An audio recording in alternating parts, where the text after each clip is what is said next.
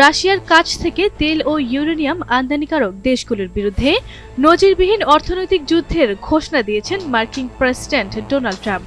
রুশ president Vladimir পুতিনের যুদ্ধযন্ত্রকে অর্থনৈতিকভাবে পঙ্গু করতে ভারত, চীন ও ব্রাজিলের মতো দেশগুলোর পণ্যের উপরে সর্বোচ্চ 500% পর্যন্ত আমদানি শুল্ক আরোপের একটি বিলে সম্মতি দিয়েছেন তিনি।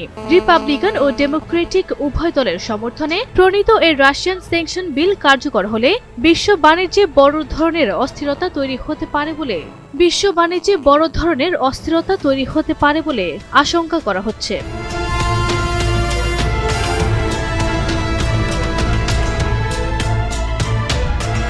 সেনেটর লিন্ডসে গ্রাহাম ও রিচার্ড বেলুমেন্থালের প্রস্তাবিত এই বিলে ট্রাম্প প্রশাসনকে বিশেষ ক্ষমতা দেওয়া হয়েছে।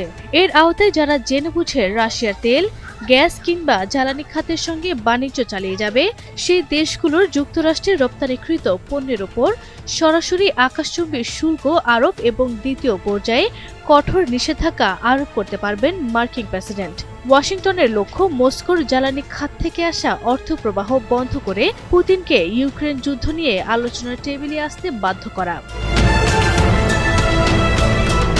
এই বিল পাশ হলে সবচেয়ে বেশি ঝুঁকিতে পড়তে পারে ভারত। বর্তমানে রাশিয়ার কাছ থেকে তেল আমদানির কারণে যুক্তরাষ্ট্রে রপ্তানি করা কিছু ভারতীয় পণ্যের উপর ইতোমধ্যে 25% শুল্ক কার্যকর করা হয়েছে।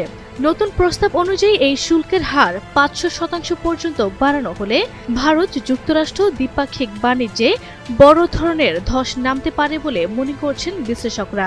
মার্কিন নীতি নির্ধারকদের মতে ইউক্রেন যখন শান্তির লক্ষ্যে বিভিন্ন ছাড় দিতে প্রস্তুত, তখন পুতিনকে দমাতে এই কঠোর অর্থনৈতিক চাপ ছাড়া বিকল্প কোনো পথ নেই। সেনেটর লিন্ডসে গ্রাহাম জানিয়েছেন, আগামী সপ্তাহে এই বিলটি মার্কিন সিনেটে ভোটাভুটির জন্য তোলা হতে পারে। তিনি স্পষ্ট করে বলেন, রাশিয়ার ব্যবসায়িক অংশীদারদের ওপর চাপ সৃষ্টি করাই এখন হোয়াইট হাউসের প্রধান কৌশল।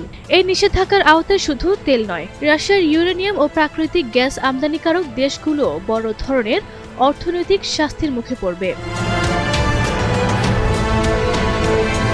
আন্তর্জাতিক বিশ্লেষকদের মতে ট্রাম্পের এই আগ্রাসী নীতি বিশ্ব রাজনীতিকে নতুন এক অর্থনৈতিক স্নায়ুযুদ্ধের সূচনা করতে পারে, যার প্রভাব পড়বে বৈশ্বিক সরবরাহ ব্যবস্থা ও আন্তর্জাতিক বাণিজ্যের ওপর। আরফি ইসলাম হিমু, এনটিভি অনলাইন।